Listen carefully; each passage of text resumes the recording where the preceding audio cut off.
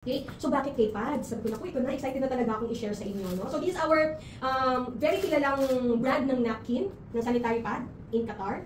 Pangalan natin ito. Huwag na natin pangalanan. Ayan. So, ito ha. Ito yung ating K-Pads. Ayan. Susubukan lang natin yung absorbent, yung gano'n siya absorbent, no? So, ito, mag-open tayo. Ito yung kunyari yung ating blood, period. Okay, unahin natin yung sa regular pad. Okay. Okay, naka 10 ml na tayo. Lagyan pa natin, 20 ml. Sino may asawa dyan, may girlfriend. Ang ganda nitong Valentine's gift.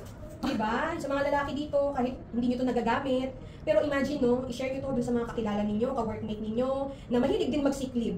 Correct. Dahil sa dysmenorrhea. O, nagdadalawa na sila, ha? Okay, lagyan pa natin ito, pangatluhin natin. 30 ml na. 30 ml na each. Eh, di ba yung K-Pads natin? Uy, ang tagal mo ba? Ang tagal mo ba ng tubig, no? Oo, di ba? Ano kapag ka sa Tingnan naman sa K-Pads. O, Ang di ba? bilis. Ang bilis. Ina-absorb. Ayan, sige, dagdagan pa natin. Ayan. 40 ml na. 40 na. Tinopasin mo 40 yung sila. isa. Wala Pang lump yan, ha? Hindi pa pag dinudugutan may lumps. Oo. Ayan siya. O, yung K-Pads parang tuyo lang, no? Oo. Mm. At ang bilis mag-absorb. Ang bilis mag-absorb. O, sige, 50 ml natin. Ay, grabe na yan.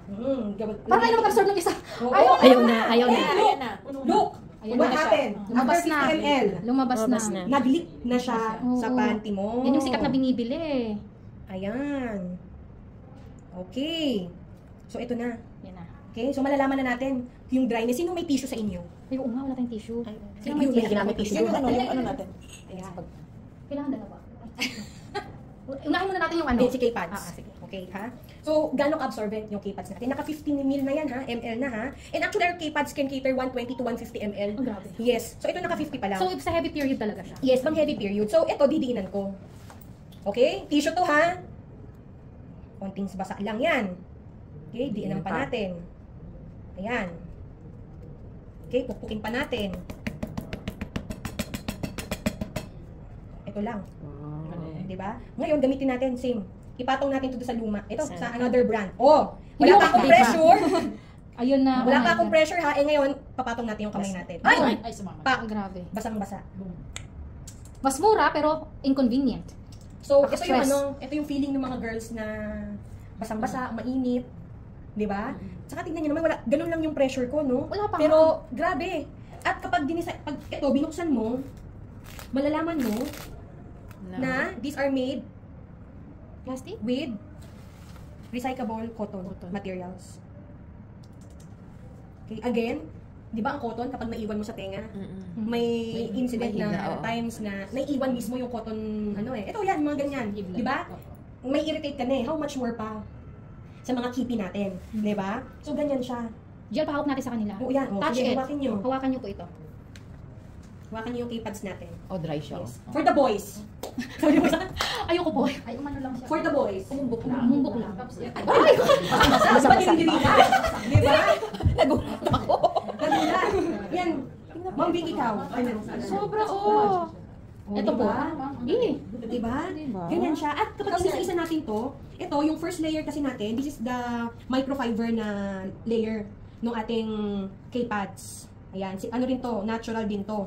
Ang hirap Ayan. tanggalin. Diba? Hirap tanggalin. Ayan, yung fiber na yan. Ito yung first layer ng ating My first layer. Oh. This is the first layer. Imagine yung first layer natin na fiber. Dry. Dry. Parang gasa, the ghost. Okay? The ghost side of our K-Pads. Walang Diba? nakakatira. Wala. Ayan siya. At ang maganda nito, organic to. So trivia, saang bansa pala ginawa yung ating K-Pads? Japan?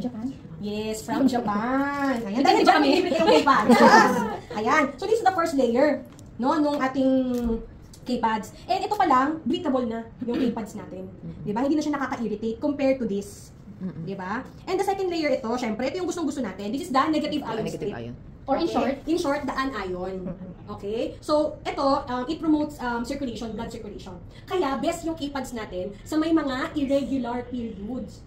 Tapos dun sa mga hindi maganda yung labas ng mens nila, yung parang first day, okay, tapos second day, third day, wala na. So, ibig sabihin, hindi nakakalabas. No, yung dugo. And of course, because it promotes better circulation sa reproductive organs mo, mapiprevent mo yung mga recurrent UTIs, Yes. okay? Tapos, malilesen mo yung paglala ng mga any type of cancer, endometriosis, ayan yung mga usually. And of course, it helps in the polycystic. Yes. Okay, kasi, ano to eh, ito yung power ng K-Pads natin na inhibits the dysmenorrhea, yung pain. Di ba? Nagdi-decrease ang mga abdominal cramps mo with this negative May cooling ion. effect pa siya. Yeah. And ang maganda dito, sabi ni Jeman, yung mga lalaki ginagamit pa sa may mga lagnat. Bakit? Kasi nga may cooling effect dito. Parang sa Ayun, ano? parang siyang Cool aid. fever o yung cool Ayan. fever. Yung iba naman natin mga Cool partners, aid iniinom yun. ay, hindi pala ano ba yun? Ano yun? Yung lalaki? Cool fever. Cool fever. Yung juice pala yun. Ayan, yung iba naman natin kalalakihan na partner dito, yung panty liner natin nilalagay nila sa ilalim ng shoes nila, lalo na kapag nag-basketball. Kasi yung negative ion, di ba? Nakaka-energize yun. Ayan sila, Coach Oscar, kapag nabit sila, meron yan sa mga ilalim sa bulsa nila. Ayan, kasi nakaka-energize to. Oo, yung asawa ko, pinalalagay ko sa bulsa niya. Oh, di ba? Very good. So, ito na. Anting-anting ka ba? Naniniwala talaga siya. Nandito na tayo sa cotton pads. Oh, at magbubukas ulit tayo ng another layer nung ating Oo, pads. daming layer. Ang dami ng layer. Di ba? Pero manipis. Tingnan mo naman yung layer natin. Ang di nipis ba? pero ang galing. This is the cotton pads ng ating layer. Wow, naging gel. Yes, ayan. And actually, itong gel na to is a food grade gel. Wow. Food grade. Di ba? So, ibig sabihin, kung nakakain, safe to. Saka ito yung Sa ilalim, yes, di ba? absorbent talaga ito.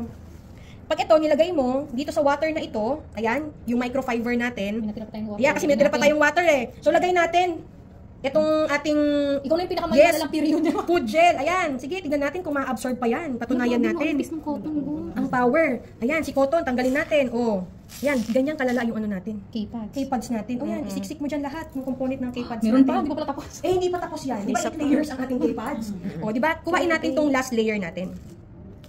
Okay, itong last layer natin, this makes our K-pads, ano ba to? Breathable. Okay? Nilalabas niya yung init, pero ina-absorb niya yung lamig. Okay? And by the way, nalimutan ko dun sa food grade na gel natin, this is the one that has the menthol and the camphor. Kaya di ba, kapag first try nyo, yung mga Malamig. K-pads, Malamig. malamig, para tayo nasa Baguio, di ba? Parang naka-Marilyn Monroe ka. Di ba? Dun sa, ano na yun, sa skin na yun. Yung summer sa Qatar, pero winter sa baba. Winter sa baba.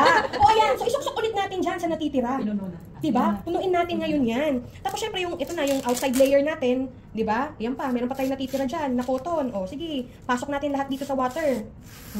Pack. Tingnan niyo naman. Wala na tubig. Inabsorb Yung na niya. tubig, yung natitirang tubig, inabsorb niya na.